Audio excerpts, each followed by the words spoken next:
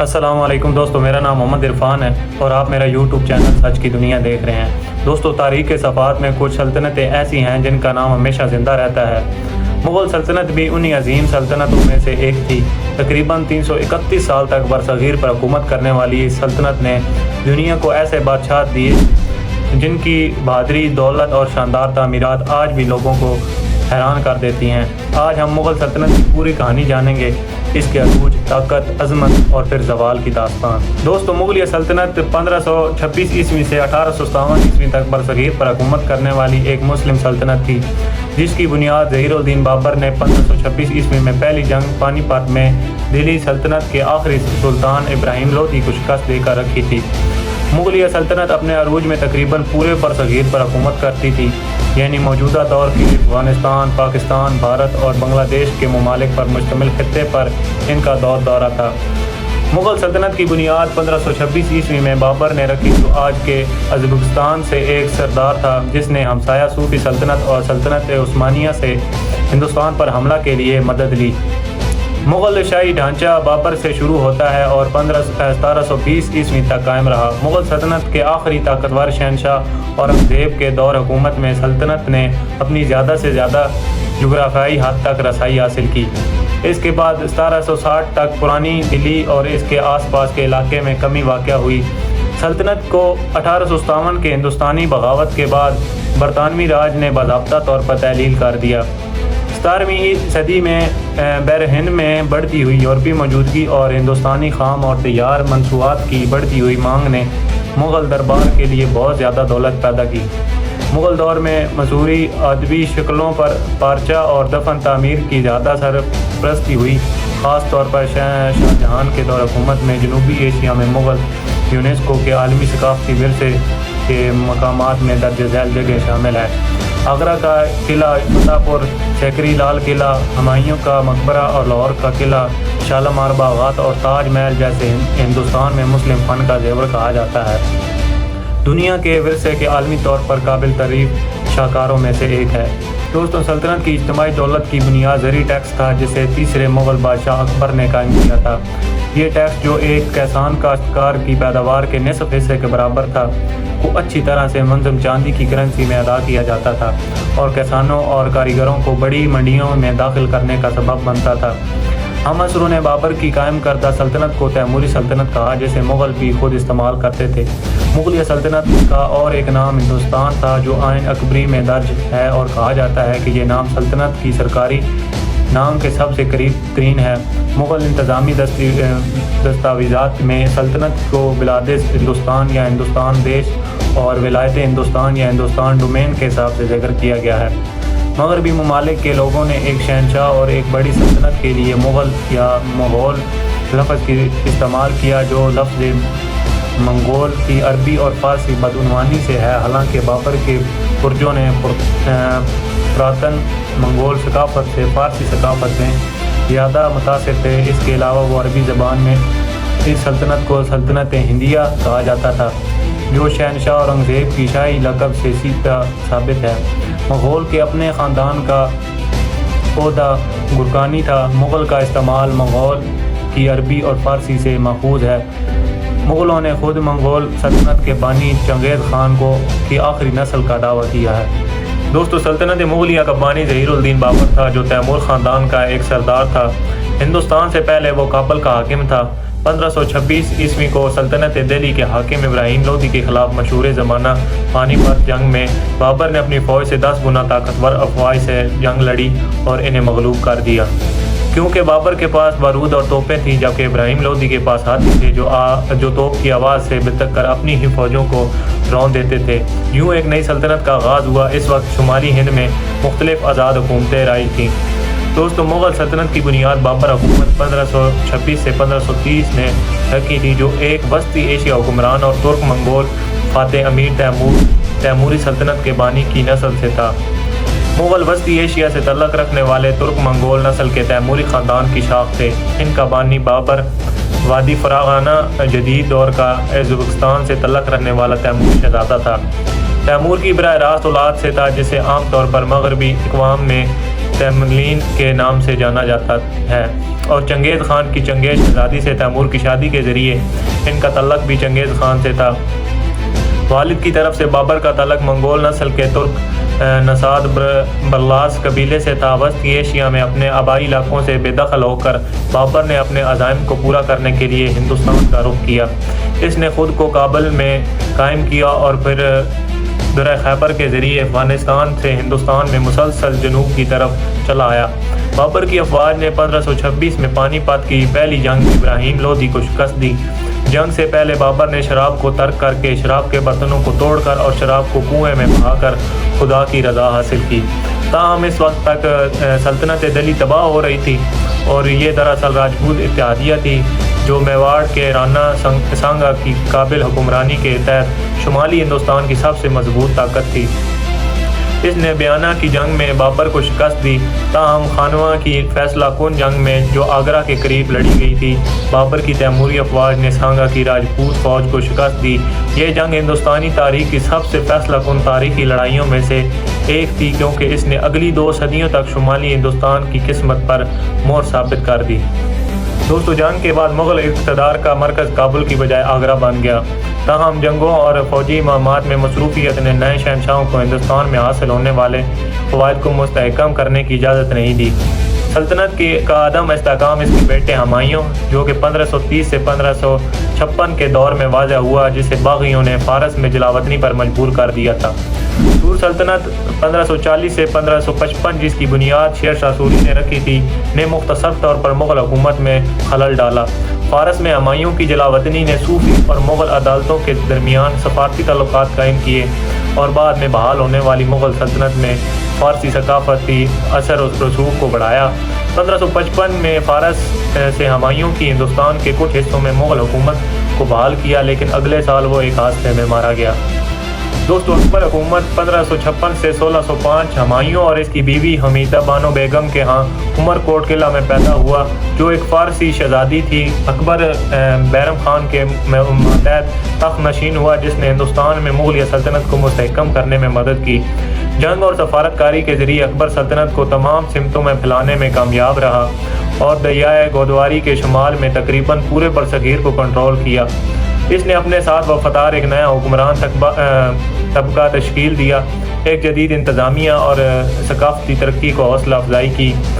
اس نے یورپی تجارتی کمپنیوں کے ساتھ تجارت میں اضافہ کیا۔ ہندوستان نے ایک مضبوط اور مستحکم معیشت تیار کی، جس سے تجارتی توسیع اور اقتصادی ترقی ہوئی۔ اکبر نے ایک نیا مذہب دین الہ، جس میں ایک حکمران فرقے کی مضبوط خصوصیت ہے، اس نے اپنے بیٹے کے لیے اندرونی طور پر ایک مستحکم ریاست چھوڑی، جو اپنے اس سنہری دور کے درمیان تھی۔ دوستو، جہانگیر اکبر اور اس کی بیوی مریم الزمانی ایک ہندوستانی راجپوت شہزادی کے ہاں پیدا ہوئی۔ سلیم کا نام ہندوستانی صوفی بزرگ سلیم چشتی کے نام پر رکھا گیا تھا، اور اس کی پرورش چشتی کی بیٹی نے کی تھی۔ وہ افیون کا عادی تھا، ریاست کے معاملات کو نظر انداز کرتا تھا اور حریف عدالتی گروہوں کے زیر اثر آیا تھا۔ جہانگیر نے اسلامی مذہبی اسٹیبلشمنٹ کی حمایت حاصل کرنے کی خاطر خواہ کوششیں کر کے خود کو اکبر سے ممتاز کیا۔ اس نے ایسا کرنے کا ایک طریقہ یہ تھا کہ اکبر کے مقابلے میں بہت زیادہ مداد معاش مذہبی طور پر سیکھنے والے یا روحانی طور پر اہل افراد کو ٹیکس سے پاک ذاتی مذہبی موصولات کی گرانٹس عطا کیں۔ اکبر کے برعکس جہانگیر غیر مسلم مذہبی رہنماؤں، خاص طور پر سکھ گروہ راجن دیو کے ساتھ تنازع میں آئے، جن کی پھانسی مغل سلطنت اور سکھ برادری کے درمیان بہت سے تنازعات میں سے پھیلی تھی۔ دوستو، شاہ جہاں حکومت 1628 سے 1658 جہانگیر اور اس کی بیوی جاکت گوسائی ایک راجپوت شہزادی کے ہاں پیدا ہوئی۔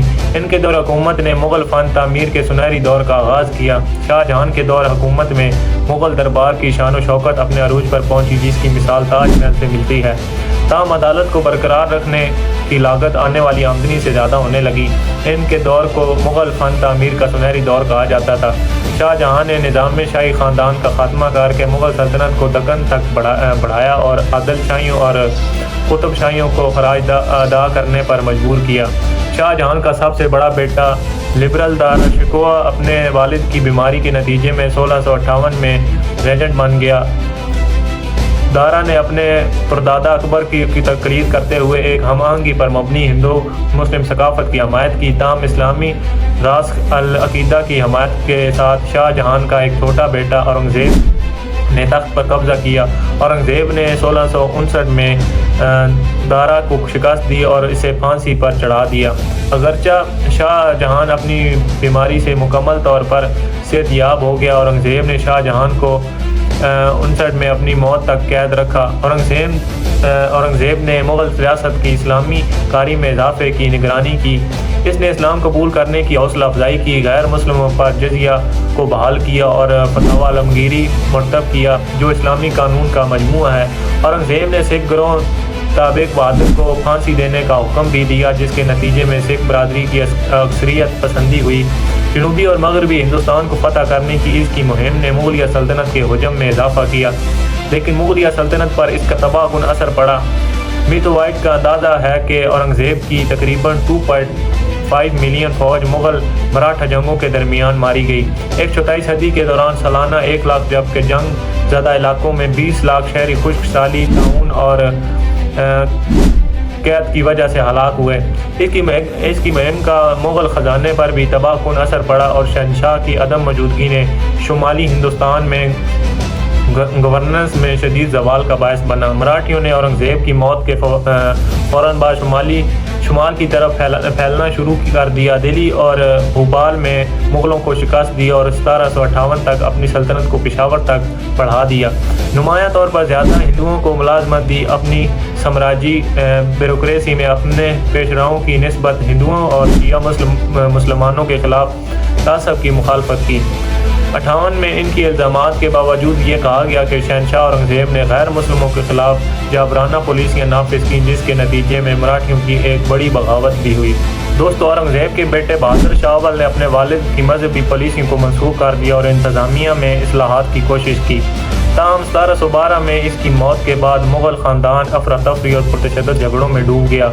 اکیلے 1719 میں 4 شہنشاہ یک کے بعد دیگرے تخت پر براجمان ہوئے۔ ہندوستانی مسلم ذات سے تعلق رکھنے والے شرفاء کے بھائی چارے کی حکمرانی کے تخت شخصیت کے طور پر جو سادات 12 کے نام سے جانی جاتی ہے، جس کے رہنما سید برادران بن گئے۔ محمد شاہ کے دور حکومت میں 1719 سے 1748 سلطنت ٹوٹنا شروع ہوئی اور وسطی ہندوستان کا وسیع علاقہ مغلوں سے مراٹھوں کے ہاتھ میں چلا گیا۔ جیسا کہ مغلوں نے دکن میں نظام کی آزادی کو دبانے کی کوشش کی، اس نے مراٹھیوں کو وسطی اور شمالی ہندوستان پر حملہ کرنے کی ترغیب دی۔ نادر شاہ کی دور دور دراز کی ہندوستانی مہم، جس نے اس قبل مغربی ایشیا، قفقاز اور وسطی ایشیا کے بیشتر حصوں پر ایرانی تسلط دوبارہ قائم کیا تھا، دلی کی پوری کے ساتھ اختتام پذیر ہوا اور مغل اقتدار اور وقار کی باقیات کو خاک میں ملا دیا۔ سلطنت کے بہت سے اشرافیہ نے اب اپنے معاملات کو کنٹرول کرنے کی کوشش کی اور خود مختار مملکتیں بنانے کے لیے الگ ہو گئے۔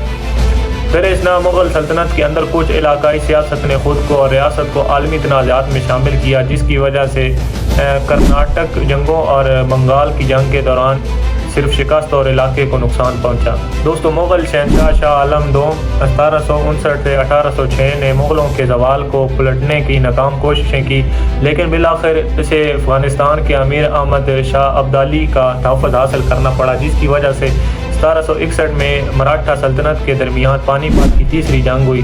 1771 میں مراٹھیوں نے افغانوں کے قبضے سے دلی پر دوبارہ قبضہ کر لیا اور 1784 میں وہ باضابطہ طور پر دلی میں شہنشاہ کے محافظ بن گئے۔ یہ حالت دوسری اینگلو مراٹھا جنگ کے تک جاری رہی۔ اس کے بعد برطانوی ایسٹ انڈیا کمپنی دلی میں مغل خاندانوں کی محافظ بن گئی۔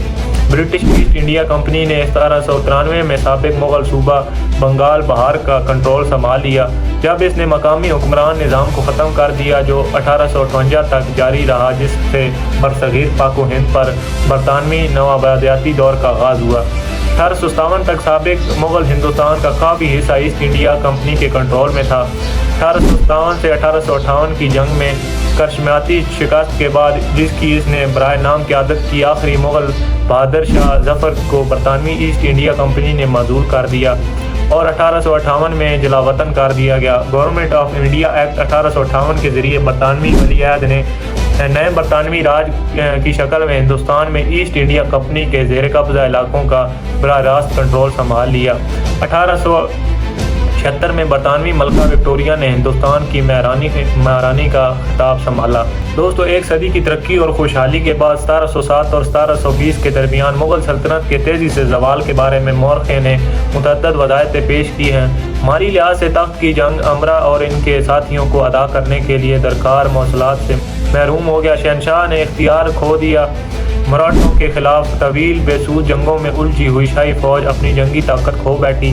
آخر کار تخت کے کنٹرول پر پرتشدد سیاسی جھگڑوں کا سلسلہ شروع ہوا۔ 1719 میں شہنشاہ فرخ کی پھانسی کے بعد مقامی مغل جانشین ریاستوں نے خطے کے اقتدار کو سنبھالا۔ دوستو، اکبر کے دور میں مغل سلطنت میں انتہائی نوکرشاہی حکومت تھی۔ مرکزی حکومت مغل بادشاہ کی سربراہی میں تھی۔ اس کے نیچے 4 وزارتیں تھیں: وزارت خزانہ، سلطنت کے علاقوں سے حاصل ہونے والے مواصلات کو اکٹھا کرنے، ٹیکس مواصلات کا حساب لگانے اور اس کی معلومات کی تقسیم کے لیے استعمال کرنے کے لیے ذمہ دار تھی۔ فوج کی وزارت کا سربراہ میر بخشی تھا، جو عسکری تنظیم اور منصوبہ داری نظام کا نگران تھا۔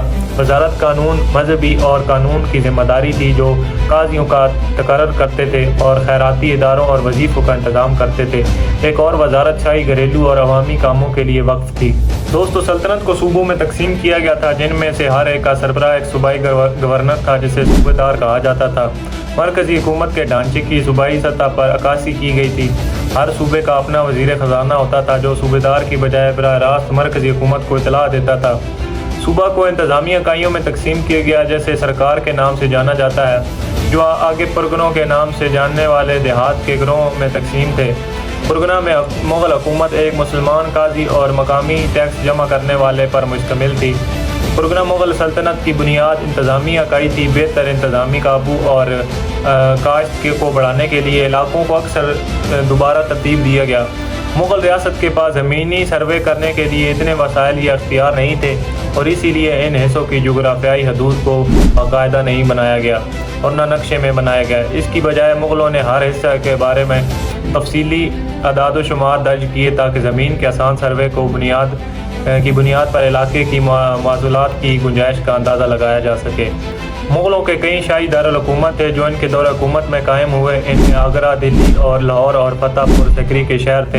ایسے حالات جہاں بیک وقت وہ دارالحکومت تھے، مغل تاریخ میں کئی بار پیش آئے۔ کچھ شہروں نے قلیل مدتی صوبائی دارالحکومتوں کے طور پر بھی کام کیا، جیسا کہ اورنگزیب کے دکن میں اورنگ آباد منتقلی کا معاملہ تھا۔ کابل 1526 سے 1681 تک مغلوں کا موسم گرما کا دارالحکومت رہا۔ اورنگزیب کے بعد مغل دارالحکومت یقینی طور پر شاہان آباد، آج کی پرانی دلی کی فیصل والا شہر بن گیا۔ مغلیہ سلطنت کا قانونی نظام سیاق و سباق کے مطابق تھا اور سلطنت کی حکمرانی کے دوران تیار ہوا۔ ایک مسلم ریاست ہونے کے ناطے سلطنت نے فقہ کو استعمال کیا اور اسی وجہ سے اسلامی قانون کے بنیادی ادارے جیسا کہ قاضی، جج، مفتیہ اور محتسب کے ادارے قائم کیے۔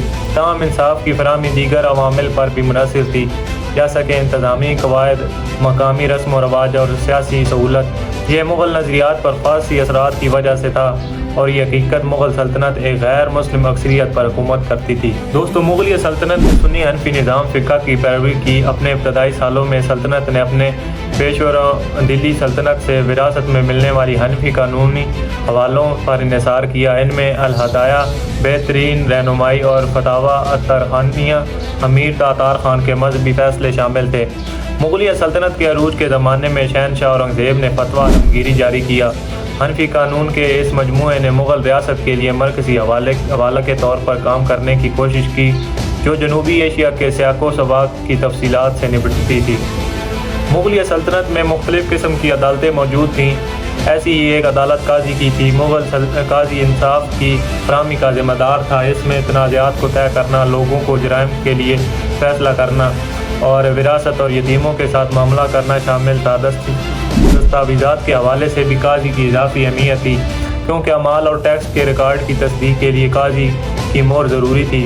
زیادہ باوقار عہدے قاضی القضات، ججوں کے جج کے تھے، اور قاضی لشکر فوج کے جج تھے۔ قاضی عام طور پر شہنشاہ یا صدر الصدر کے ذریعہ مقرر کیے جاتے تھے۔ قاضی کے دائرہ اختیار سے مسلمانوں اور غیر مسلموں نے یکساں فائدہ اٹھایا۔ جاگیردار مقامی ٹیکس جمع کرنے والا ایک اہلکار تھا، خاص طور پر اونچے درجے کے مقدمات کے لیے مغلیہ سلطنت کے رعایا بھی اپنی شکایت اعلیٰ حکام کی عدالتوں میں لے کر جاتے تھے، جو مقامی قاضی سے زیادہ اختیار اور تحریری طاقت رکھتے تھے۔ ایسے اہلکاروں میں کوتوال، مقامی پولیس فوجدار، ایک افیسر جو متعدد اضلاع اور سپاہیوں کے دستوں کو قابو میں رکھتا ہے، اور سب سے طاقتور صوبیدار صوبائی گورنر شامل تھے۔ بعض صورتوں میں شہنشاہ نے خود براہ راست انصاف فراہم کیا۔ جہانگیر کے بارے میں جانا جاتا تھا کہ آگرہ کے قلعے میں انصاف کی زنجیر لگائی گئی تھی، جس سے کوئی بھی غم زدہ موضوع شہنشاہ کی توجہ حاصل کرنے اور حکام کی نااہلی کو نظر انداز کرنے کے لیے حل کر سکتا تھا۔ دوستو، مغل دور میں برصغیر پاک و ہند میں معیشت نے بالکل اسی طرح کارکردگی کا مظاہرہ کیا جیسا کہ اس نے قدیم دور میں کیا تھا۔ مغلوں کی معیشت خوشحال تھی۔ ہندوستان 1750 تک دنیا کی صنعتی پیداوار کا 24.5% پیدا کر رہا تھا۔ ہندوستان کی معیشت کو صنعتی انقلاب سے پہلے 18ویں صدی کے مغربی یورپ کی طرح ابتدائی صنعت کاری کے طور پر بیان کیا گیا ہے۔ مغلوں نے سڑکوں کے نظام کی تعمیر، یکساں کرنسی بنانے اور ملک کے اتحاد کے ذمہ دار تھے۔ سلطنت کے پاس سڑکوں کا وسیع جال تھا، جو اقتصادی بنیادی ڈھانچے کے لیے بہت ضروری تھا، جسے مغلوں کے قائم کردہ عوامی کام کا محکمہ نے بنایا تھا، جس نے سلطنت بھر کے قصبوں اور شہروں کو جوڑنے والی سڑکوں کی ساخت، تعمیر اور دیگر بحال کی، جس سے تجارت کو آسان بنایا گیا۔ سلطنت کی اجتماعی دولت کی بنیاد زرعی ٹیکس تھا، جسے تیسرے مغل بادشاہ اکبر نے قائم کیا تھا۔ یہ ٹیکس، جو ایک کسان کا کاشتکار کی پیداوار کے نصف سے زیادہ تھے، کو اچھی طرح سے منضبط چاندی کی کرنسی میں ادا کیا جاتا تھا اور کسانوں اور کاریگروں کو بڑی منڈیوں میں داخل کرنے کا سبب بنا۔ دوستو، مغلوں نے روپیہ یا چاندی اور تانبے کی کرنسی کو اپنایا اور معیاری بنایا، جو شیر شاہ سوری نے اپنے مختصر دور حکومت میں متعارف کروایا تھا۔ اکبر کے دور حکومت کے آغاز میں یہ کرنسی ابتدائی طور پر 48 ڈیم سے 1 روپیہ تک تھی۔ اس سے پہلے کہ بعد میں 1580 کی دہائی میں یہ 38 ڈیم 1 روپیہ تک بن گئی۔ 17ویں صدی میں تانبے کے نئے صنعتی استعمال کے نتیجے میں ڈیم کی قدر میں مزید اضافہ ہوا، جسے پیتل کی توپوں اور پیتل کے برتنوں میں ابتدائی طور پر اکبر کے زمانے میں ڈیم سب سے زیادہ عام سکہ تھا۔ اس سے پہلے کہ اس کی جگہ روپے کے بعد آنے والے دور حکومت میں سب سے زیادہ عام سکے کے طور پر استعمال کیا گیا۔ ڈیم کی قیمت بعد میں جہانگیر کے دور حکومت کے اختتام تک 30 روپے سے 1 روپے اور پھر 1660 کی دہائی تک 16 روپے سے 1 روپے تک پہنچ گئی۔ مغلوں نے اعلیٰ پاکیزگی کے ساتھ سکے بنائے جو کبھی 96% سے نیچے نہیں گرے۔ ہندوستان کے پاس سونے اور چاندی کے اپنے ذخائر ہونے کے باوجود مغلوں نے اپنا کم سے کم سونا تیار کیا، لیکن زیادہ تر درآمدی عرب سے بنائے گئے سکے سلطنت کی مضبوط برآمدات پر مبنی معیشت کے نتیجے میں ہندوستانی زرعی اور صنعتی مصنوعات کی عالمی مانگ میں اضافہ، ہندوستان میں قیمتی دھاتوں کا ایک مستقل سلسلہ، مغل ہندوستان کی درآمدات کا تقریباً 80 ارب فیصد تھا۔ زیادہ تر چاندی درآمد شدہ عرب کے بڑے ذرائع بشمول جدید دنیا اور جاپان، جس کے نتیجے میں بنگال صوبے سے بڑی مقدار میں پارچہ اور ریشم درآمد کیا جاتا تھا۔ دوستو، مغلیہ دور حکومت میں ہندوستانی زرعی پیداوار میں اضافہ ہوا۔ مختلف قسم کی فصلیں اگائی جاتی تھیں، جن میں غذائی فصلیں جیسے گندم، چاول اور جو، اور غیر غذائی نقدی فصلیں جیسے کپاس، انگور اور خون شامل ہے۔ 17ویں صدی کے وسط تک ہندوستانی کاشتکاروں نے بڑے پیمانے پر امریکہ سے 2 نئی فصلیں مکئی اور تمباکو اگانا شروع کر دیں۔ مغل انتظامیہ نے زرعی اصلاحات پر زور دیا، جو غیر مغل بادشاہ شیر شاہ سوری کے دور میں شروع ہوا، جس کے کام کو اکبر نے اپنایا اور مزید اصلاحات کے ساتھ آگے بڑھایا۔ سول انتظامیہ کو میرٹ کی بنیاد پر درجہ بندی کے ساتھ منظم کیا گیا، جس میں کارکردگی کی بنیاد پر ترقیاں دی گئیں۔ مغل حکومت نے پوری سلطنت پر آبپاشی کے نظام کی تعمیر کے لیے مالی اعانت فراہم کی، جس سے فصلوں کی پیداوار بہت زیادہ ہوئی اور خالص آمدنی میں اضافہ ہوا، جس سے زرعی پیداوار میں اضافہ ہوا۔ اکبر کی طرف سے متعارف کرائی گئی ایک بڑی مغل اصلاحات ایک نیا زمینی محصول کا نظام تھا، جسے ضبط کہا جاتا تھا۔ اس نے خراج تحسین کے نام کی جگہ لے لی، جو پہلے ہندوستان میں عام تھا، اور اس وقت ٹوکوگاوا جاپان ذریعہ استعمال کیا جاتا تھا۔ یکساں کرنسی پر مبنی مالیاتی ٹیکس کے نظام سے محصولات کا نظام زیادہ مالیت کی نقدی فصلوں جیسے کپاس، انگورو، گنے، درختوں کی فصلوں اور افیون کے حق میں متعصب تھا، جو منڈی کی بڑھتی ہوئی مانگ کے علاوہ وہ نقد فصلوں کو اگانے کے لیے ریاستی ترغیبات فراہم کرتا ہے۔ ضبط نظام کے تحت مغلوں نے حق کے زیر کاشت زمین کے رقبے کا اندازہ لگانے کے لیے وسیع پیمانے پر اراضی کی حد بندی کا جائزہ۔ مغل ریاست نے نئی زمین کو زیر کاشت لانے والوں کو ٹیکس سے پاک مدت کی پیشکش کر کے زیادہ سے زیادہ زمین کی کاشت کی حوصلہ افزائی کی۔ زراعت اور کھیتی کی توسیع بعد کے مغل بادشاہوں بشمول اورنگزیب کے دور میں بھی جاری رہی، جس کے 1665 کے فرمان میں کہا گیا ہے: شہنشاہ کی پوری توجہ اور خواہشات سلطنت کی آبادی میں اضافے اور کاشتکاری اور پوری کسانوں کی فلاح و بہبود کے لیے وقف ہے۔ مغل زراعت اس وقت یورپی زراعت کے مقابلے میں کچھ طریقوں سے ترقی یافتہ تھی، جس کی مثال یورپ میں اپنانے سے پہلے ہندوستانی کسانوں کے درمیان سیڈرل کے عام استعمال سے ملتی ہے، جبکہ دنیا بھر میں اوسط کسان صرف بہت کم فصلیں اگانے میں ماہر تھا۔ اوسط ہندوستانی کسان مختلف قسم کی خوراک اور غیر خوراکی فصلیں اگانے میں ماہر تھا، جس سے ان کی پیداواری صلاحیت میں اضافہ ہوا۔ ہندوستانی کسان منافع بخش نئی فصلوں جیسے کہ نئی دنیا سے مکئی اور تمباکو کو تیزی سے اپنانے اور 1600 اور 1650 کے درمیان مغل ہندوستان میں وسیع پیمانے پر کاشت کرنے کے لیے بھی تیزی سے اپنانے میں کامیاب ہو گئے۔ بنگالی کسانوں نے شہتوت کی کاشت اور ریشم کی تکنیک کو تیزی سے سیکھا، جس سے بنگال صوبہ کو دنیا کے ایک بڑے ریشم پیدا کرنے والے خطے کے طور پر قائم کیا گیا۔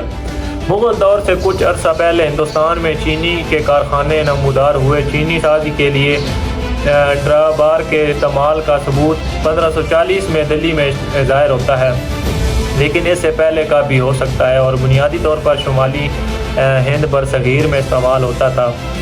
گرڈ شوگر رولنگ ملیں پہلی بار مغل ہندوستان میں نمودار ہوئیں۔ 17ویں صدی تک رولرز کے ساتھ ساتھ کیڑا کیرنگ کے اصول کا استعمال کرتے ہوئے 1750 تک ہندوستان نے دنیا کی صنعتی پیداوار کا تقریباً 25% پیدا کیا۔ مغلیہ سلطنت کی تیار کردہ اشیاء اور نقد فصلیں پوری دنیا میں فروخت ہوتی تھیں۔ کلیدی صنعتوں میں کپڑا سازی، جہاز سازی اور دیہات شامل تھے۔ عمل شدہ مصنوعات میں کپڑا سازی، سوت، دھاگا، ریشم، جوٹ کی مصنوعات، دھاتی سامان اور چینی، تیل اور مکھن جیسے کھانے شامل ہیں۔ 17ویں سے 18ویں صدی میں مغل دور کے دوران برصغیر پاک و ہند میں تیاری کی صنعتوں کی ترقی کو صنعتی انقلاب سے قبل 18ویں صدی کے مغربی یورپ کی طرح ابتدائی صنعت کار کی ایک شکل کہا جاتا ہے۔ ابتدائی جدید یورپ میں مغل ہندوستان کی مصنوعات خاص طور پر سوتی کپڑا سازی کے ساتھ ساتھ مثالیں کالی مرچ، انٹو، ریشم اور سالٹ پیٹر اسلحہ میں استعمال کے لیے جیسی اشیاء کی خاصی مانگ تھی۔ مثال کے طور پر یورپی فیشن مغل ہندوستانی کپڑا سازی اور ریشم پر زیادہ سے زیادہ انحصار کرنے لگا۔ 17ویں صدی کے آخر سے 18ویں صدی کے اوائل تک ایشیا سے برطانوی درآمدات کا 95% حصہ مغل ہندوستان کا تھا، اور ایشیا سے ڈچوں کی 40% درآمدات اکیلے بنگال صوبہ کا تھا۔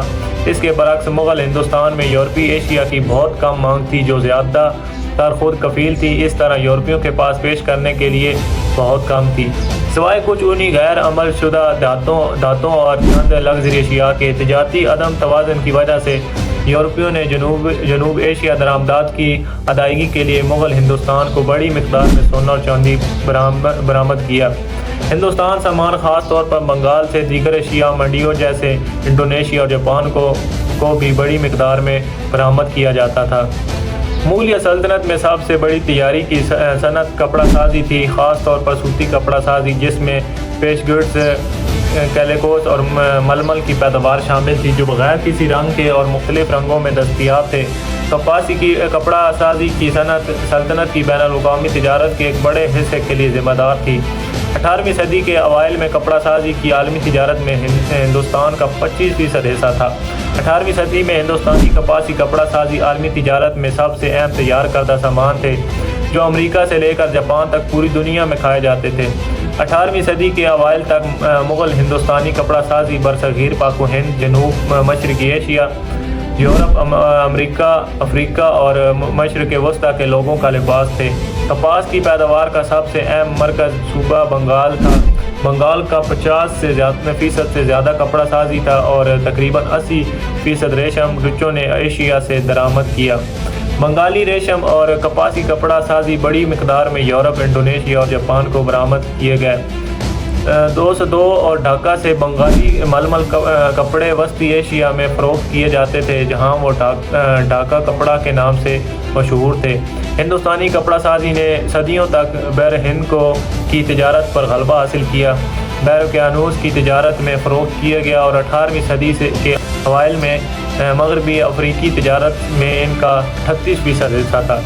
ورم کے رولر کپاس جو ہندوستان میں 13ویں سے 14ویں صدی کے ابتدائی دلی سلطنت کے دور میں ایجاد ہوا تھا، مغل سلطنت میں 16ویں صدی کے آس پاس پیدا ہوا اور اب بھی ہندوستان میں استعمال ہوتا ہے۔ موجودہ دن ایک اور اختراع سوتی جن میں کریک ہینڈل کو شامل کرنا پہلی بار ہندوستان میں دلی سلطنت کے آخر یا مغل سلطنت کے ابتدائی دور میں ظاہر ہوا۔ کپاس کی پیداوار جو شاید زیادہ تر دیہاتوں میں کاٹی جاتی تھی اور پھر اسے کپڑے میں بنے جانے کے لیے سوٹ کی شکل میں شہروں میں لے جایا جاتا تھا۔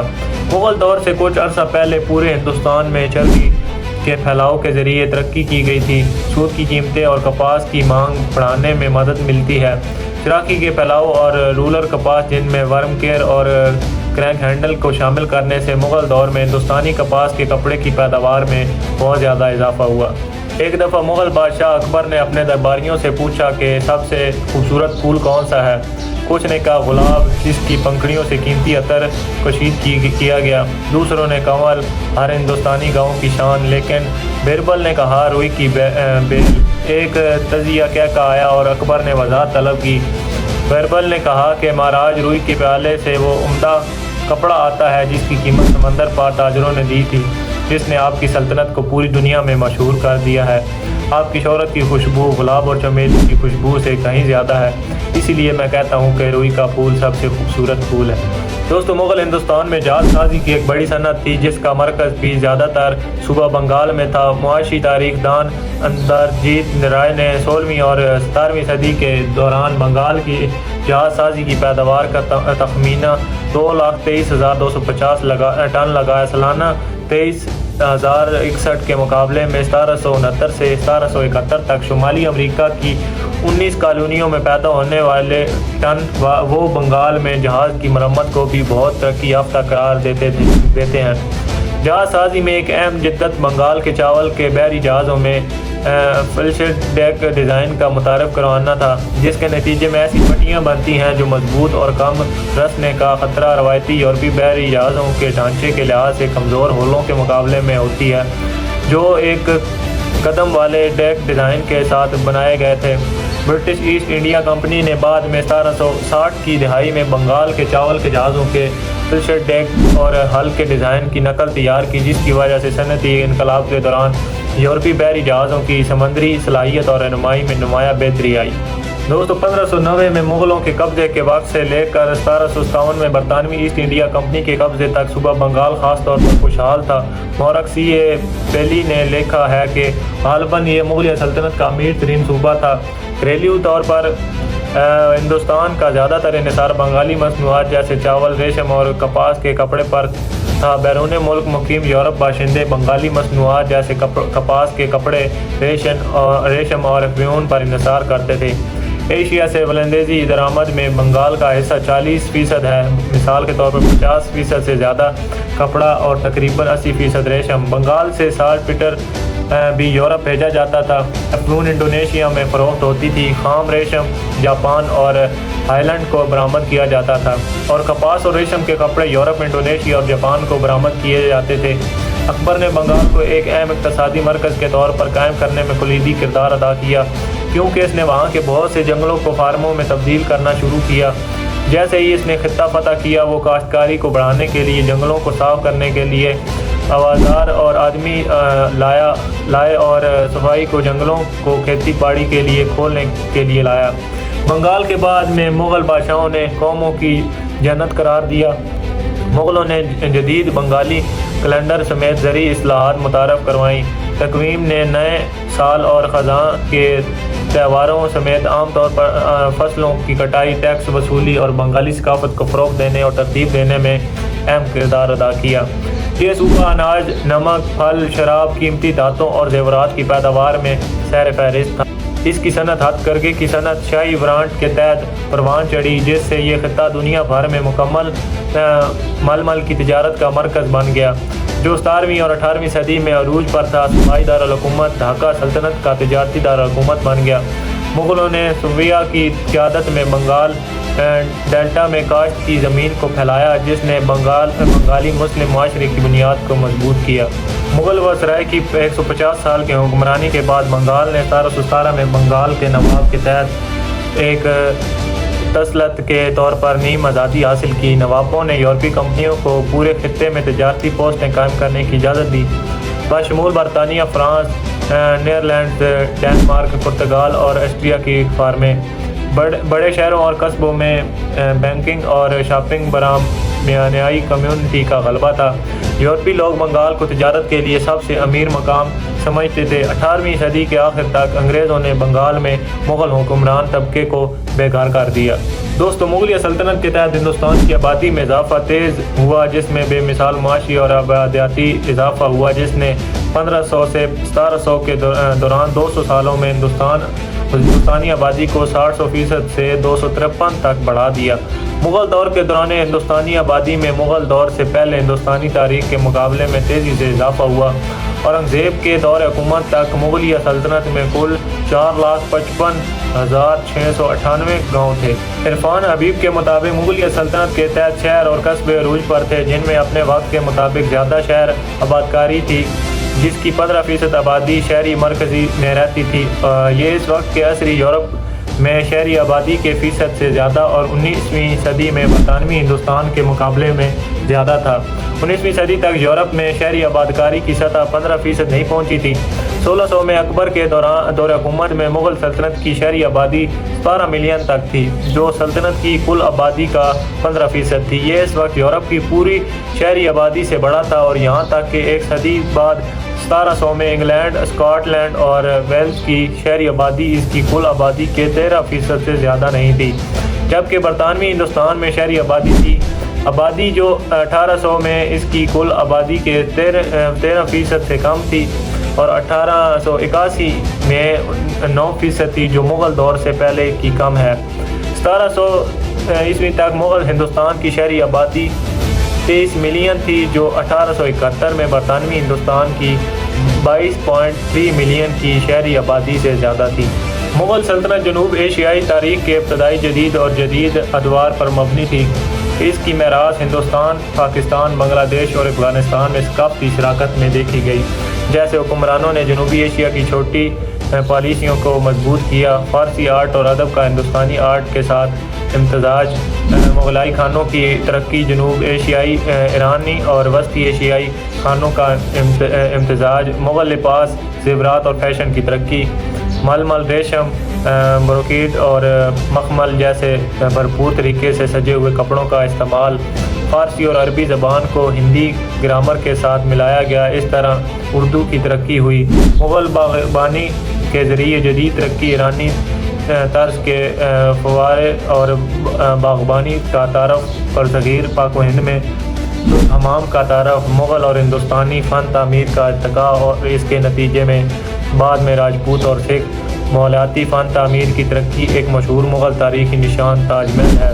ہندوستانی کشتی کے پہلوانی انداز کی ترقی، ہندوستانی ملا یودا اور فراسی ورزش بستانی کا مجموعہ، مکتبہ اسکولوں کی تعمیر، جہاں نوجوانوں کو ان کی مقامی زبانوں میں قرآن اور اسلامی قانون جیسے فتاوی تحریری کی تعلیم دی جاتی تھی، ہندوستانی کلاسیکی موسیقی اور ستار جیسے آلات کی ترقی۔ مغلوں نے اپنے منفرد ہند فارسی فن تعمیر کی ترقی کے ساتھ برصغیر پاک و ہند میں ایک بڑا حصہ ڈالا۔ مغل شہنشاہوں نے بہت سی یادگاریں تعمیر کی، جن میں خاص طور پر شاہ جہاں نے تاج محل بنوایا، جو یونیسکو کی عالمی ثقافتی ورثہ کی جگہ ہے، جیسے ہندوستان میں مسلم آرٹ کا زیور اور عالمی ثقافتی ورثے کے عالمی سطح پر قابل تعریف شاہکاروں میں سے ایک سمجھا جاتا ہے۔ مغل سلطنت کے بنائے ہوئے محلات، مقبرے، باغات اور قلعے آج آگرہ، اورنگ آباد، دلی، ڈھاکہ، فتح پور سیکری، جے پور، لاہور، کابل، شیخو پورہ اور ہندوستان، پاکستان، افغانستان اور بنگلہ دیش کے بہت سے دوسرے شہروں میں موجود ہیں۔ مغل فنکارانہ روایت، جس کا اظہار بنیادی طور پر پینٹ شدہ میکچز کے ساتھ ساتھ چھوٹی لگژری اشیاء میں بھی ہوتا ہے، انتخابی تھا، جو ایرانی، ہندوستانی، چینی اور نشاد ثانیہ کے یورپی اسٹائلسٹک موضوعاتی عناصر سے مستعار لیا گیا تھا۔ مغل شہنشاہوں نے اکثر ایرانی کتاب سازوں، مصوروں اور خطاطوں کو صوفی دربار سے اپنے تیموری انداز کی شراکت اور ایرانی فن اور خطاطی سے مغلوں کی وابستگی کی وجہ سے لیا تھا۔ مغل شہنشاہوں کی طرف سے شروع کی گئی میکچز میں ابتدائی طور پر تاریخی مناظر اور درباری زندگی کتابوں کی عکاسی کرنے والے بڑے منصوبوں پر توجہ مرکوز کی گئی، لیکن بعد میں علامت کے لیے مزید سنگل امیج شامل کیے گئے، جن میں پورٹریٹ اور جانوروں کی پینٹنگز قدرتی دنیا کی سکون اور خوبصورتی کی گہرائی سے تعریف کرتے ہیں۔ مثال کے طور پر شہنشاہ جہانگیر نے استاد مسعود جیسے شاندار فنکاروں کو پوری سلطنت میں غیر معمولی نباتات اور حیوانات کی حقیقت پسندانہ تصویر کشی کرنے کا حکم دیا۔ اکبر اور جہانگیر نے جن ادبی کاموں کی تصویر کشی کرنے کا حکم دیا تھا، ان میں روزنامہ ہندو مہاکاوی کا فارسی ترجمہ، مہابھارت سے لے کر تاریخی یادداشتوں یا خاندان کی سوانح حیات جیسے بابرنامہ اور اکبرنامہ تک جہانگیری تک شامل ہیں۔ خطاطی اور فنکارانہ مناظر سے مزید بڑے پیمانے پر تیار شدہ مراکہ کو آرائشی سرحدوں کے ساتھ صفحات پر نصب کیا جاتا تھا اور پھر مہر بند اور سنہری یا پینٹ اور لکیر والے چمڑے کے کور کے ساتھ باندھا جاتا تھا۔ اورنگزیب 1707 سے 1658 کبھی پینٹنگ کا پرجوش سرپرست نہیں تھا، زیادہ تر مذہبی وجوہات کی بنا پر 1668 کے آس پاس دربار کی شان و شوکت سے کنارہ کشی اختیار کر لی، جس کے بعد شاید اس نے مزید پینٹنگ نہیں کروائی۔ شاعر غلام حمدانی مصطفی نے سب سے پہلے 1780 عیسوی کے آس پاس ایک ایسی زبان کے لیے اردو کا نام دیا جو اپنے وقت سے پہلے کئی ناموں سے چلی آتی تھی۔ اگرچہ مغل ترکی منگول نژاد تھے، لیکن ان کے دور حکومت نے برصغیر پاک میں فارسی زبان کی بحالی اور عروج کو نافذ کیا۔ ادبی سرپرستی کے ساتھ ساتھ فارسی کو سرکاری اور درباری زبان کے طور پر ادارہ بنایا گیا۔ اس کی وجہ سے فارسی مغل ہندوستان کے بہت سے باشندوں کے لیے تقریباً پہلی زبان کے درجہ پر پہنچ گئی۔ مظفر عالم کا استدلال ہے کہ مغلوں نے اپنی متنوع سلطنت کو یکجا کرنے کے لیے فارسی کو بامقصد ہند فارسی سیاسی ثقافت کی گاڑی کے طور پر استعمال کیا۔ فارسی کا جنوبی ایشیا کی زبانوں پر گہرا اثر تھا۔ ایسا ہی ایک زبان جس کے آج اردو کہا جاتا ہے، مغل دور کے آخر میں شاہی دارالحکومت دلی میں تیار ہوئی۔ اسے مغل درباروں میں شاہ عالم نوم کے دور سے ایک ادبی زبان کے طور پر استعمال کیا جانا شروع ہوا، جس نے اسے اپنی دستانوں کی زبان کے طور پر بیان کیا اور فارسی کی جگہ مسلم اشرافیہ کی زبان نے لے لی۔ میر تقی میر کے مطابق اردو بادشاہ کے اختیار سے ہندوستان کی زبان تھی۔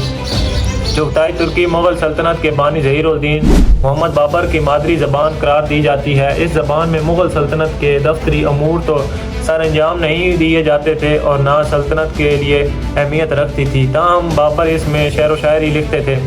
فارسی کو مغل سلطنت میں دفتری اور رسمی زبان تھی، لیکن جب اردو زبان وجود میں آئی تو اردو دفتری زبان بنی۔ مغلیہ سلطنت کے دور میں اردو عوام کی زبان تھی، جبکہ سرکاری کام کاج کے لیے فارسی کا استعمال کرتے تھے۔ ولی اورنگزیب کے دور حکومت میں دلی آئے، یہ اردو میں بڑے پیمانے پر شعر و شاعری کا باعث بن گیا۔ یہ بات واضح ہے کہ مغل سلطنت کا سرکاری مذہب اسلام تھا، تاہم اکبر اعظم کے دور میں کچھ عرصے تک اکبر کا ایجاد کردہ مذہب دین الہ رائج کرنے کی کوشش کی گئی تھی، لیکن اس کا عوام پر کوئی اثر نہ ہوا اور وہ بہت جلد ہی ختم ہو گیا۔ باقی تمام شہنشاہوں کے دور میں اسلام میں ہی سرکاری مذہب تھا اور مغل شہنشاہان اسلام کے بہت پابند ہوا کرتے تھے۔ ان میں اورنگزیب عالمگیر زیادہ شہرت رکھتے تھے۔ باقی شہنشاہ بھی اسلام کی پیروی کے لحاظ سے جانے جاتے ہیں۔ انہوں نے نہ صرف اسلامی قوانین رائج کیے اور اسلامی حکومت کو برصغیر کے کونے کونے میں پھیلانے کی بھرپور کوشش کی۔ مغل ثقافت بھی عموماً اسلام پر مشتمل تھی۔ دوستو، مغل ہندوستان سلطنت عثمانیہ اور صوفی فارس کے ساتھ 3 اسلامی بارود کی سلطنتوں میں سے ایک تھا۔ بابر بارود کے ہتھیار سے واقف تھا۔ بابر نے عثمانی ماہر استاد علی قلی کو ملازم رکھا تھا۔ بابر نے بارود کو 1526 میں پانی پت کی پہلی جنگ میں استعمال کیا، جہاں افغان اور راجپوت افواج دلی سلطنت کی وفادار تھیں۔ اگرچہ تعداد میں زیادہ تھی لیکن بارود کے ہتھیاروں کے بغیر شکست کھا گئی۔ تیموری افواج کی فیصلہ کن فتح کی ایک وجہ یہ ہے کہ سلطنت کی تاریخ کے دوران مخالفین نے مغل شہزادوں سے شاذ و نادر ہی ملاقات کی۔ ہندوستان میں کالی کٹ اور دیو سے کانسی کی بنی بندوقیں برآمد ہوئی۔ فتح اللہ شیرازی ایک فارسی پولومیتھ اور مکینیکل انجینئر جس نے اکبر کے لیے کام کیا، ابتدائی ملٹی گن شاٹ تیار کیا۔ قدیم یونان اور چین میں بالترتیب استعمال کیے جانے والے پولی بولس اور بار بار چلنے والے کراس بوز کے برخلاف شیرازی کی تیز رفتار فائرنگ کرنے والی بندوق میں متعدد بندوق کے بیرل تھے جو بارود سے لدی ہینڈ توپوں کو چلاتے تھے۔ اسے ولی گن کا ایک ورژن سمجھا جاتا ہے۔ 17ویں صدی تک ہندوستانی مختلف قسم کے آتشی ہتھیار تیار کر رہے تھے، خاص طور پر بڑی بندوقیں تنجور، ڈھاکہ، بیجاپور اور مرشد آباد میں نظر آنے لگیں۔ 16ویں صدی میں اکبر سب سے پہلے تھا جس نے سمل کی جنگ کے دوران 33 سلنڈر راکٹوں کو جاننا اور استعمال کیا اور انہیں خاص طور پر جنگی ہاتھیوں کے خلاف استعمال کیا۔ 1657 میں مغل فوج نے بیدر کے محاصرے کے دوران راکٹوں کا استعمال کیا۔ شہزادہ اورنگزیب کی افواج نے دیواروں کو توڑتے ہوئے راکٹ اور دستی بم پھینکے۔ سیدھی مرجان اس وقت شدید زخمی ہو گیا جب ایک راکٹ اس کے بارود کے بڑے ڈپو پر گرا اور 27 دن کی سخت لڑائی کے بعد بیدر پر مغلوں نے قبضہ کر لیا۔ یونانی آگ اور گن پاؤڈر کی تاریخ لکھنے والا جیمز رڈک پارٹگنٹن نے ہندوستانی راکٹوں اور دھماکہ خیز بارودی سرنگوں کو بیان کیا۔ ہندوستانی جنگ راکٹ یورپ میں اس طرح کے راکٹوں کے استعمال سے پہلے زبردست ہتھیار تھے۔ ان کے پاس بام وہ کی سلاخیں تھیں، ایک راکٹ کی باڈی چھڑی پر لکھی ہوئی تھی اور لوہے کے نشانات تھے۔ انہیں ہدف کی طرف اشارہ کیا گیا تھا اور فیوز کو روشن کر کے فائر کیا گیا تھا، لیکن رفتار اس کی بجائے بے ترتیب تھی۔ بارود کے دھماکہ خیز چارجز کے ساتھ بارودی سرنگوں اور جوابی بارودی سرنگوں کے استعمال کا ذکر اکبر اور جہانگیر کے دور میں ملتا ہے۔ بعد میں میسرین راکٹوں کو مغل راکٹوں کے اپ گریڈ ورژن بنائے گئے جو نواب کرناٹک کے اولاد نے جنجی کے محاصرے کے دوران استعمال کیے تھے۔ حیدر علی کے والد محمد بدیکوٹ کے نواب آف وارکوٹ کے لیے 50 راکٹ مینو کشون پر مشتمل ایک کور کی کمانڈ کی۔ حیدر علی نے راکٹوں کی اہمیت کو محسوس کیا اور 33 سلنڈر راکٹ کے جدید ورژن متعارف کروائے۔ ان راکٹوں نے دوسری اینگلو میسور جنگ کے دوران میسور کی سلطنت کے حق میں قسمت بدل دی، خاص طور پولی لیور کی لڑائی کے دوران۔ بدلے میں میسورین راکٹ کنگریو راکٹ کی بنیاد تھے جنہیں برطانیہ نے فرانس کے خلاف نیپولین جنگوں اور امریکہ کے خلاف 1812 کی جنگ میں استعمال کیا تھا۔ دوستو، مغل فلکیات دانوں نے مشاہداتی فلکیات میں ترقی کی اور تقریباً 100 زیج مقابلے تیار کیے۔ ہمایوں نے دلی کے قریب ایک ذاتی رستگاہ بنائی۔ جہانگیر اور شاہ جہاں بھی رستگاہیں بنانے کا ارادہ رکھتے تھے لیکن ایسا کرنے میں ناکام رہے۔ مغل رستگاہوں میں استعمال ہونے والے فلکیاتی آلات اور مشاہداتی تکنیک بنیادی طور پر اسلامی فلکیات سے ماخوذ ہے۔ مغل سلطنت کے زوال کے دوران انبر کے ہندو بادشاہ جے سنگھ دوم نے مغل فلکیات کا کام جاری رکھا۔ 18ویں صدی کے اوائل میں اس نے الک کی سمرقند رستگاہ کا مقابلہ کرنے کے لیے زید سلطانی میں سدانتوں اور اسلامی مشاہدات میں پہلے کے ہندو حسابات کو بہتر بنانے کے لیے ینتر مندروں کے نام سے کئی بڑی رستگاہیں بنائی۔ شیخ دین محمد نے مغل کیمیا کا بہت کچھ سیکھا تھا اور شیمپو بنانے کے لیے، مختلف الکلی اور صابن بنانے کے لیے استعمال ہونے والی تکنیکوں کو سمجھ لیا تھا۔ وہ ایک قابل ذکر مصنف بھی تھا جس نے مغل شہنشاہ عالم ثانی اور الہ آباد اور دلی کے شہروں کو تفصیل سے بیان کیا اور مغلیہ سلطنت کی شان و شوکت کو بھی بیان کیا۔ مغل ہندوستان میں ایجاد کردہ سب سے زیادہ قابل ذکر فلکیاتی آلات میں سے ایک کھوکھلا اموار اور آسمانی گلوب ہے۔ اس کی ایجاد کشمیر میں علی کشمیری ابن لقمان نے 998 ہجری میں کی تھی اور اس طرح کے 20 دوسرے گلوب بعد میں مغلیہ سلطنت کے دوران لاہور اور کشمیر میں بنائے گئے۔ جدید ماہرین دھاتوں کے خیال میں بغیر کسی سیم کے کھوکھلی دیہاتی گلوب تیار کرنا تکنیکی طور پر ناممکن تھا۔ 17ویں صدی کا ایک آسمانی گلوب بھی دیا الدین محمد نے لاہور 1668 میں بنایا تھا۔ اب اسے اسکاٹ لینڈ کے نیشنل میوزیم میں رکھا گیا ہے۔ دوستو، تیموری روایت تھی کہ بادشاہ کے مرنے کے بعد شاہی تخت کا وارث بادشاہ کا بڑا بیٹا ہی ہو، لیکن تخت کی لالچ نے اس روایت کو رون ڈالا۔ ایک بادشاہ کے مرنے کے بعد اس کے بیٹوں اور رشتہ داروں کے درمیان جنگ چھڑ جاتی اور جو شہزادہ اپنے حریفوں کو شکست دے دیتا وہ تخت مغلیہ کا وارث بن جاتا۔ بابر کو اپنے ماموں اور چاچا سے لڑنا پڑا۔ اس کا بھائی جہانگیر مرزا بھی اس کے لیے درد سر بن گیا۔ بابر کی موت کے بعد اس کا بیٹا ہمایوں بادشاہ بنا۔ اسے اپنے بھائیوں کی دشمنی اور مخالفت کا سامنا کرنا پڑا۔ انہوں نے ہر محاذ پر اس کے ساتھ دشمنی کی۔ ہمایوں کو افغان سرداروں کی مخالفت کی وجہ سے نقصان اٹھانا پڑا، مگر اس کے بھائی اسے شکست دے کر تخت دلی حاصل کرنا چاہتے تھے۔ انہوں نے قدم قدم پر اسے پریشان کیا اور افغان سردار شیر خان سوری نے اسے شکست دے کر دلی چھوڑنے پر مجبور کیا۔ ہمایوں دلی چھوڑ کر لاہور پہنچا۔ افغان فوج نے اسے لاہور سے بھی بھگا دیا۔ ہمایوں شکست کھا کر ملتان جا پہنچا۔ کامران مرزا نے ملتان میں قیام کے دوران اس کی خوابگاہ کو توپ سے اڑانے کی کوشش کی، مگر ہمایوں محفوظ رہا۔ بالآخر وہ سندھ کے راستے ایران جا کر پناہ گزین ہوا۔ 15 سال میں 1555 میں اس نے ایک بار پھر مغل سلطنت حاصل کی، مگر 1 سال سے کم عرصہ میں اس کا انتقال ہو گیا۔ ہمایوں کے بعد اکبر بادشاہ بنا۔ کسی نے اکبر کی مخالفت نہیں کی، صرف اس کا سوتیلا بھائی مرزا عبدالحکیم سازشی امرا کے بھڑکانے پر فوج لے کر لاہور پر حملہ آور ہوا، مگر اکبری فوج نے اسے شکست دے کر گرفتار کر لیا۔ اس نے تمام عمر قید میں گزاری۔ اکبر کے بعد اس کا بیٹا جہانگیر تخت نشین ہوا۔ اس کے بیٹے خسرو نے جہانگیر کے خلاف بغاوت کر دی۔ جہانگیر نے باغی فوج کو شکست دے کر باغیوں کو سرعام پھانسی دی اور شہزادہ خسرو کو اندھا کروا دیا۔ اس نے تمام عمر قید میں گزاری۔ جہانگیر کے بعد شہزادہ خرم شاہ جہاں کے لقب سے تخت نشین ہوا۔ اس کی مخالفت اس کے بھائی شہزادہ شہریار اور شہزادہ داور بخش نے کی، مگر شاہ جہاں کے وفاداروں نے انہیں شکست دے کر گرفتار کر لیا۔ شہزادہ شہریار کو اندھا کر دیا گیا، جبکہ شہزادہ داور بخش مارا گیا۔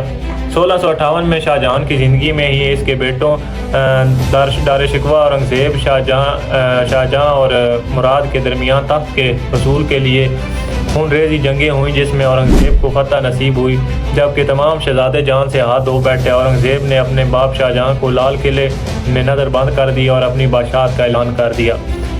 دوستو 1707 میں اورنگزیب کے انتقال کے بعد ایک پھر جانشینی کی جنگ چھڑ گئی، جس میں شہزادہ عظیم معظم اور کام بخش نے حصہ لیا۔ شہزادہ معظم کامیاب رہا، جبکہ دوسرے شہزادے جنگوں میں مارے گئے۔ اورنگزیب کی وفات کے 10 سال بعد کے عرصہ میں 7 خون ریز جنگیں ہوئیں، جس میں مغل حکومت کا بہت بڑا نقصان ہوا۔ لاتعداد جرنیل، سپاہی اور جنگی فنون کے ماہرین مارے گئے، جس کی وجہ سے مغلیہ سلطنت کمزور ہو گئی۔ دوستو مغل حکومت کی کمزوری سے فائدہ اٹھا کر بہت سے صوبے دار باغی ہو گئے۔ انہوں نے مرکز کی اطاعت سے انکار کر دیا۔ بنگال کے صوبے دار علی وردی خان نے بنگال کے حکمران ہونے کا اعلان کر دیا۔ مرکزی حکومت میں اتنی ہمت نہ تھی کہ اس کو سزا دی جاتی۔ حیدرآباد دکن کے صوبہ نظام الملک کے زیر حکومت تھا۔ اس نے بغاوت کر کے خود کو وہاں کا حاکم قرار دیا۔ مرکز نے اس کے خلاف بھی کوئی کارروائی نہ کی۔ پنجاب میں سکھ اور دورانی حکومت کر رہے تھے۔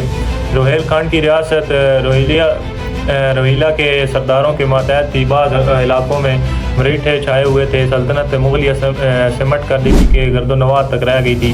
کوئی ایسا مضبوط حکمران نہ تھا جو ان باغیوں کی سرکوبی کر کے یہ علاقے دوبارہ مرکز کا حصہ بناتا۔ مریٹھے جنوبی ہند سے تعلق رکھتے تھے۔ مذہب کے لحاظ سے وہ ہندو تھے، متعصب اور متشدد تھے۔ ان کی سرکوبی کے لیے اورنگزیب کی کئی سال خرچ کرنا پڑے۔ ان کا سردار سیواجی ایک عام سردار سے زیادہ نہ تھا، مگر اس نے مقامی حکمرانوں کی کمزوری سے فائدہ اٹھا کر کئی شہروں اور قلعوں پر قبضہ کر لیا اور اپنی حکومت کو مضبوط کر لیا۔ دوستو شہنشاہ اورنگزیب عالمگیر کی وفات 1707 کے بعد مغل شہزادے تخت کے حصول کے لیے جنگوں میں الجھ گئے۔ اس دوران سکھ سرداروں نے اپنی عسکری طاقت کو مضبوط کر لیا۔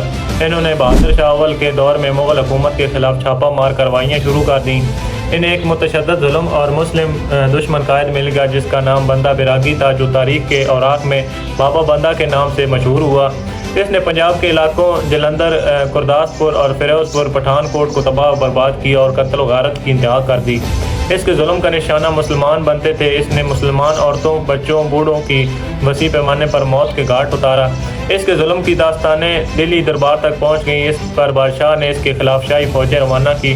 شاہی فوج کی کارروائیوں پر یہ لوگ جنگلوں میں چھپ جاتے اور موقع ملتے ہی چھاپہ مار کارروائیوں سے شاہی فوج کو نقصان پہنچاتے۔ یہ فتنہ 1718 میں فروغ سیر کے دور میں ختم ہوا، جب بندہ بیراگی مارا گیا، مگر سکھ فتنہ کا مکمل خاتمہ نہ ہو سکا۔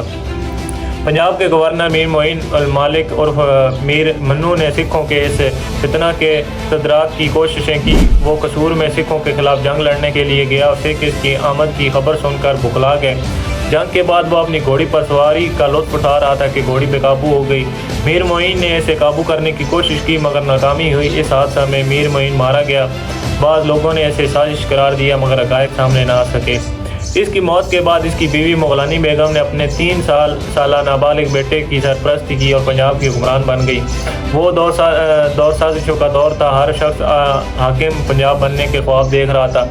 اس دوران احمد شاہ درانی نے پنجاب پر حملے کیے تاکہ سکھوں کا زور توڑا جائے، مگر سکھ سردار جو ہی اس کی آمد کی خبر سنتے جنگلوں اور اپنے محفوظ مقامات پر چھپ جاتے، مگر جو ہی شاہی فوج واپس ہوتی سکھ ایک بار پھر کارروائیاں شروع کر دیتے۔ احمد شاہ درانی نے اپنے بیٹے تیمور شاہ کو حاکم پنجاب مقرر کیا اور مغلانی بیگم کو جاگیر دے کر حکومتی امور سے دستبردار کر دیا۔ اس دوران مرہٹے اور سکھ متحد ہو گئے۔ انہوں نے مل کر ایسا بھرپور حملہ کیا کہ افغان سپاہ کے پاؤں اکھڑ گئے۔ انہوں نے بھاگ کر اپنی جانیں بچائیں اور دریائے سندھ پار کر کے دم لیا۔ پنجاب کے صوبے دار دینا بیگ نے ان کا بھرپور مقابلہ کیا۔ لا تعداد سکھ اس کا مقابلہ کرتے ہوئے مارے گئے، چنانچہ سکھوں نے رات کے اندھیرے میں اس کی رہائش گاہ پر شب خون مارا، جس سے ادینہ بیگ جان بحق ہو گیا۔ اب سکھوں کا راستہ روکنے والا کوئی نہ تھا اور مغل شہنشاہ بالکل بے بس تھے۔ لاہور شہر کے عوام 3 سکھ سرداروں لیانا سنگھ، چڑت سنگھ اور گجر سنگھ کے درمیان ظلم و ستم کا نشانہ بنتے رہے اور ان کا کوئی پرسان حال نہ تھا۔ دوستو 24 ستمبر 1599 میں برطانیہ کے تاجروں نے مل کر ایک تجارتی کمپنی کی بنیاد رکھی جس کو برطانوی ایسٹ انڈیا کمپنی کا نام دیا گیا۔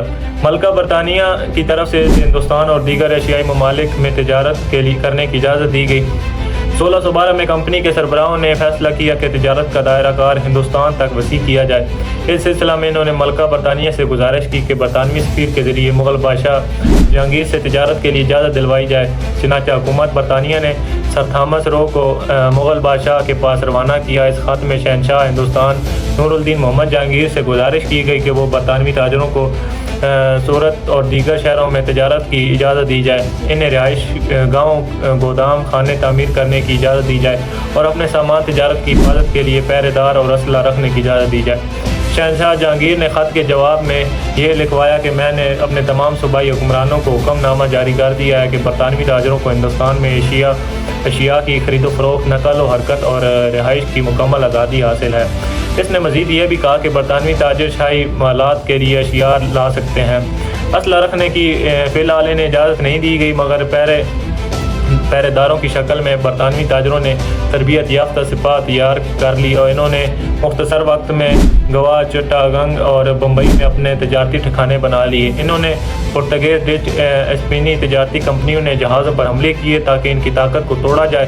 اس طرح انہوں نے سورت، مدراس، کلکتہ میں اپنی طاقت مستحکم کر لی۔ انہوں نے fort William, fort saint George اور بمبئی کا قلعہ آباد کیے۔ انہوں نے مقامی آبادی کے لوگوں کو اپنا ملازم رکھا۔ مقامی آبادی کے لوگ ان کے اخلاق اور دیانتداری کے قائل ہو گئے۔ دوستو 1739 میں نادر شاہ نے دلی پر حملہ کیا اور بے پناہ دولت لوٹ کر لے گیا۔ یہ واقعہ مغل سلطنت کے زوال کی بڑی وجہ بنا۔ 1857 کی جنگ آزادی کے بعد انگریزوں نے مغل سلطنت کا مکمل خاتمہ کر دیا۔ آخری مغل بادشاہ بہادر شاہ ظفر کو گرفتار کر کے رنگون بھیج دیا گیا۔ دوستو مغل سلطنت ختم ہو گئی، لیکن اس کی شان اور اس کی ثقافت اور اس کی عظیم یادگاریں آج بھی زندہ ہیں۔ تاج محل، لال قلعہ، شالیمار باغ اور بے شمار تاریخی عمارتیں اور اس عظیم سلطنت کی داستان سناتی ہیں۔ دوستو یہ تھی آج کی ویڈیو۔ اگر ویڈیو پسند آئے تو لائک کریں، سبسکرائب کریں اور بیل آئیکن کے بٹن کو پریس کریں۔ دوستو ہٹلر کون تھا؟ دنیا کے سب سے خطرناک امر کی مکمل کہانی اگر آپ جاننا چاہتے ہیں تو یہاں پر کلک کریں۔ ملتے ہیں نیکسٹ ویڈیو میں، تب تک مجھے دیجیے اجازت۔ اللہ حافظ۔